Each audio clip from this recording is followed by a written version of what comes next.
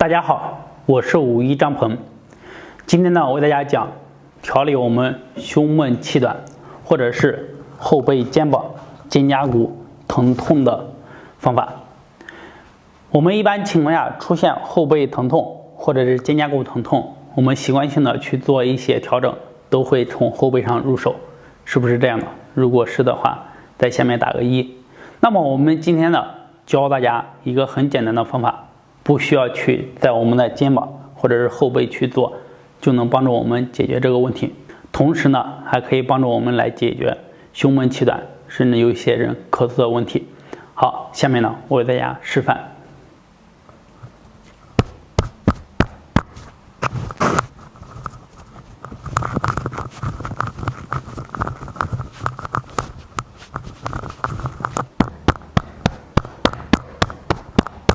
好，大家可以看到我做的是把我的胸前这一块肌肉一直到我肩这个地方，给它去按也好，然后敲打也好，给它松开。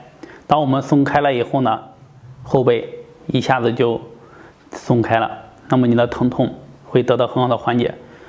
后背肩胛骨疼痛很多时候第一个是着凉，第二个是肌张力，肌张力比较多呢，我们一般情况下都会去放松后背，久而久之呢，人是这样的，往前弓着，这个地方特别的紧，不能挺拔。大家可以看一看你身边的朋友或者是走路上过的人，很多人都是这样弓着的，这与我们的工作习惯是有关系的。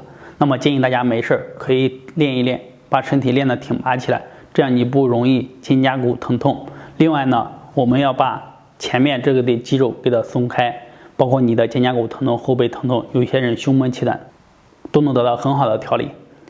希望大家跟着我一起来学习，认真的去操作呀，实操一下。我讲的方法有没有用，你一定要实操实操。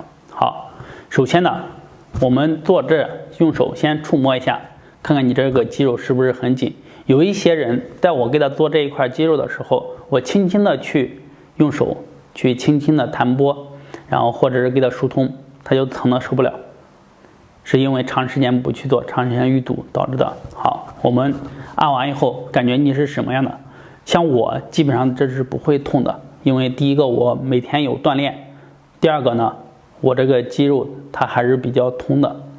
好，那么我们可以刚开始痛，用手轻轻的按揉，轻轻的自己去做按揉，或者是没有那么痛的，用我们的四指去一点一点的把硬的地方给它揉开，力度呢自己掌控，就是你能承受就可以。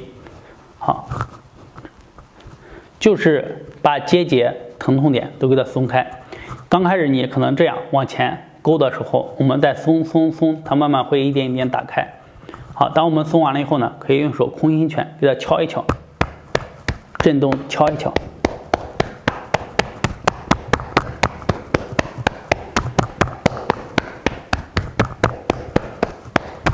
你说我要做多少呢？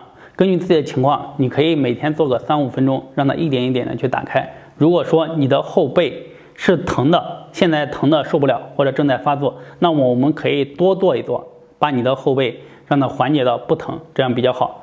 就是根据自己的情况来定。好，做完一边要另外一边也做，不要认为我只有右边的肩胛骨疼痛，左边呢是不是不用做了？一定要做，甚至呢我们右边的疼痛做左边要多做一做，这样的话你的效果才会更好。要听我讲的这些重点啊。好，还是要给它揉一揉，或者是拨一拨。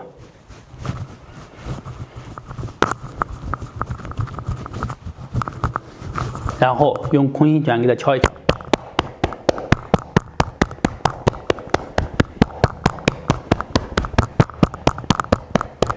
好，揉、拨、敲这些力度根据自己的情况来定，包括你做的时长都要根据自己的情况来定。如果说你经常勾着腰，或者是有一些驼背的，要习惯性的向后给它拉一拉，没事要做一做扩胸运动也可以，这个非常好，有机会给大家讲一讲扩胸运动，这个我们也不陌生，比较熟悉。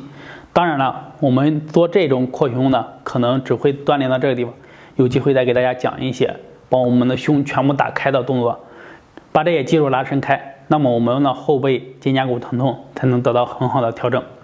今天呢就讲到这里，如果对养生运动还有什么问题，可以在下方评论留言或者私信和我进行交流，谢谢。44、45、46、47。